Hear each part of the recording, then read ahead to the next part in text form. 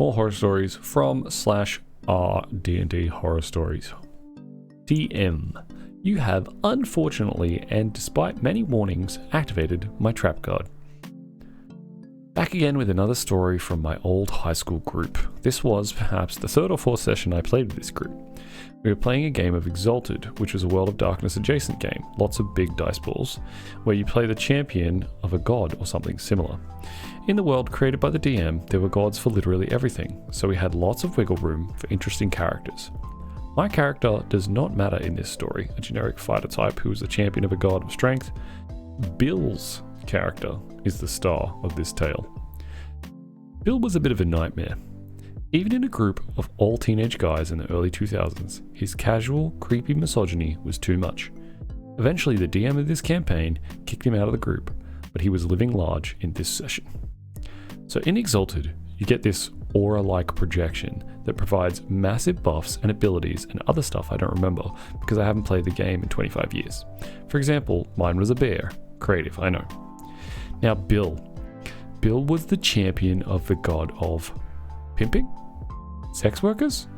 I'm not entirely sure, but he wore a pimp suit, high fantasy styled to fit the setting, and his aura was a giant pimp cane. He tried to get every woman we met to join his stable, including one of our PCs. For context, the player was a guy, but that in no way excuses his extremely creepy pickup lines. Eventually, the DM had us fighting some random people. We just stumbled upon them. None of us spoke their language, and they were instantly hostile. They were desperately trying to keep us from rescuing a hunched figure locked in a cage. We won, and we opened the cage. Inside was a young girl. Ooh, how young, says Bill. Oh, God. About 10 to 12. Oh, my God, says the DM. Damn, almost, says Bill with a smirk. That's gross. That's fucked up. Okay. So I can tell our DM is near getting to the end of his rope with this guy, and I can see the evil wheels turning in his head. We begin to travel to the nearest town to see what we can do to help this girl, and this girl is definitely off somehow. Maybe it's the trauma, but she is overly physically clinging to our knight in shining armor type character, constantly saying how he's so big and strong and how she'll always need him to protect her. Weird. He stalwartly vows to be her protector and basically ignores her otherwise. Yeah, that kind of makes sense, mostly ignoring NPCs. During the night, a few days later, old Bill is awoken by someone crawling into his bedroll. He snaps awake and sees this beautiful woman he's never met, totally naked and with red eyes trailing red smoke. She says she'll be his if he pledges himself to her. She is hot to the touch and grinning evilly with 2 sets of shark-like teeth. Now most, I hope, adventurers would know exactly what to do in this situation, and that is the exact opposite of what Bill does. Bill immediately and enthusiastically agrees because sex now, yes. They do the deed, though our DM fades to black before Bill can start getting descriptive, to Bill's obvious disappointment. Thank God for that. The next morning we all wake up before Bill, as he's quite worn out. Can you guess who we found in the bedroll with him? Hint, it wasn't an adult woman with red eyes and sharp teeth. So as the girl's sworn protector, our knight goes a bit berserk. He begins beat old Bill senseless. The girl states she doesn't know how she got there and has no memory of the previous night. When Bill tries to explain himself, the entire party turns on him, as his previous creepy as fuck behavior was more than enough proof for us that he's full of shit and definitely a predator. So naturally, he went full try to kill the party mode and we put him down. Bill was not happy with this. He kept saying that we knew he was innocent, but we rebutted with the fact that our characters didn't. And we weren't going to metagame for this. His character was a filthy son of a b and reaped the consequences of what he sowed. He knew it, and it was a bad idea to accept the demon's offer, but he did it anyway because he wanted to get his pretend wet. So, muttering to himself, he begrudgingly began rolling up a new character, a jester who was the champion of Cheese God. That's cool. While we continued on. That night, the demon tried to do it again to the knight, and he rightfully sounded the alarm, and we fought and killed the demon. We now knew Bill's character had been innocent all along, but we didn't care because we were happier without the pimp champion anyway. That's a pretty messed up story.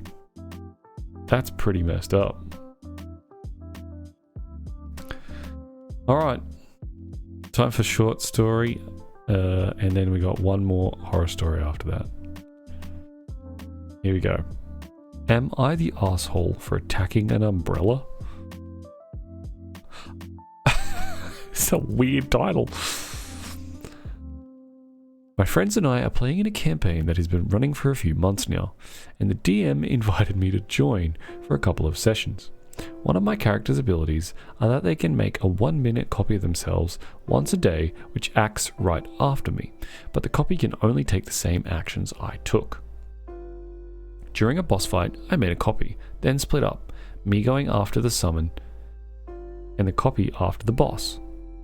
Nobody really seemed interested in how it worked, and since it was just both of us running up and punching, we did it and moved on. However, before my next turn, the boss's summon got killed. Since my copy was in range of the boss and I wasn't, in order to make it hit the boss, I asked if I could punch a nearby umbrella, and a few players started yelling about why would I do that. Admittedly, this is where I may be in the wrong. Instead of just immediately saying, I need to punch this umbrella so my copy can punch the boss since it copies what I do, I thought that I could just show the other players my cool ability and just directly ask the DM, can I legally punch this umbrella? Apparently the DM also didn't know how my copy worked though, since they were also started yelling about it, to which I responded, it doesn't matter why I would, can I punch the umbrella or not? This apparently was the wrong answer. And after realizing I was upsetting everyone, and any moment of showing off cool character ability was ruined at this point regardless, I quickly posted the ability in the chat and just said that I need to attack so my copy can attack. The DM went off on a tangent about how you can willingly miss your attacks, so therefore you should be attacking the air, not the umbrella. I just went along with it, and the fight ended 2 rounds later without much happening. Personally, I don't believe that I should be required to explain my every action in a role-playing game before executing it, and even if I was, it wasn't like I was just throwing dice on the table and yelling, I attack the umbrella, it hits, I end my turn. I was just asking the DM if I could, since I legitimately didn't know if you could only attack creatures in the system. Regardless of whether or not I was in the wrong, at the end of the session, 2 players still seemed quite peeved at me for what I didn't do anything per se, but I did bother them, and now I feel bad. Am I the asshole?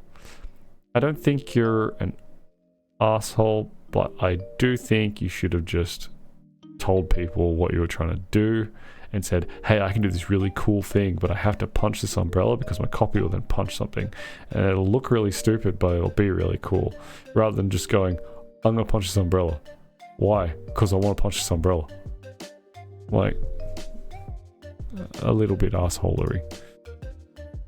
Okay, last one. Not too long.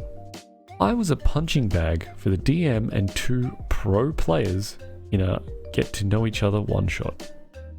Well, that's freaking dumb. Okay. So it's not a D&D story, but a horror story nonetheless. The game in question is Shadowrun. To preface this, I played a lot of D&D and Pathfinder over the years, but I desperately wanted to try out some new system with a different genre, something futuristic like cyberpunk. Then I heard from a few people I played with about an upcoming Shadowrun group that should start with 1 to 2 one-shots to get to know each other and then start a real campaign. Didn't know anybody from that group, but since I was eagerly interested to finally try out a new system, I signed up. We were 4 players plus the DM. Based on some talk with the DM, I liked his idea of experimenting a bit for fun, and learn as we go, playing an amnesiac character. We roughly agreed on a spellcaster though, as I thought this would complement the other players quite well, and I thought it would be a bit more interesting for me to find out stuff, because when you carry a big old cannon, it's not hard to guess what you specialize in. 2 of the other players were already very experienced with the system, so it sounded like a solid plan to everyone. When the game started, however, I immediately realized that the DM had taken the amnesia very seriously. I couldn't remember anything, literally nothing, and I didn't even get a single chance to find out anything. My only information was, you wake up in an apartment and there's a note with a place and a time on it. No matter what I asked or tried, it was only blocked off and met with an irritating, annoyed response. I wasn't allowed to look in a mirror, check for any implants, take a closer look at what I'm wearing, or even search my pockets. My only option was to follow the note, so that's what I did. When I got there, slightly after the specified time, I found a dead dwarf. Nothing and nobody else around. The DM asked, "What do you do?" But again, all attempts to find out anything were blocked. I couldn't take a closer look at the body to see who it was, how he died/was killed, nor could I see if there was any tracks, if anyone was hiding here, etc. Everything I tried was simply answered with, "You have no idea what you're doing." This DM's horrible. Up to this point, it had been a good 30 minutes already in which I hadn't even given the slightest hint or simply knew anything, nothing at all, and accordingly, my character had no motivation to stay in this place. So I then said, "Right, I'm gonna head back to this apartment," and then lie down again. I was then stopped, even more annoyed, and then the sudden loud arrival of the other players was announced to me, whereupon I was asked to roll my dice. I asked briefly if I had noticed anything unusual and was told no. 3 characters who noticed me approached directly as if they knew me, but not like a friend. I played along and was looking forward to finally having some RP. So the annoying crap with the DM was over, but oh boy was I in for a surprise. As soon as we were facing each other, the other 3 were asked to roll, and shortly after 2 of them directly threatened my character with weapons, and they started tying him up. Attempts to calm the situation through RP to find out what was going on failed, not only because they ignored me, because they also gagged my character.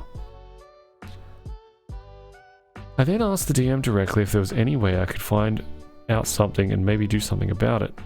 Silence. In the meantime, my character was tied to a tree, hooked up to a booby trap in case I free myself. On top of it, my gag was replaced by a grenade too, and one of the others discovered the dead body and said, "Found the real one." Extremely frustrated at this, I tried one last time. "Hey DM, what's the deal? Is there any way I can get this grenade out of my mouth, or can I communicate telepathically somehow? Or do you just want to take your anger out on me?" I was then told to roll the dice. I did, and apparently attacked the other players. Gagged with my hands tied behind my back, tied to a tree, and the 2 experienced players went straight for it and started shooting me. Probably should have done it earlier, but right at this point I just grabbed my stuff and left. Worst ttrpg experience of my life. It's been a couple of years already, but this is still burned into my memory, and I'm still mad at the guys who recommended that group to me, and I really hope the 3rd guy got out of there too. Luckily enough, I found a different group playing Eclipse Phase a while after that, which was awesome and totally fulfilled my cyberpunk craving.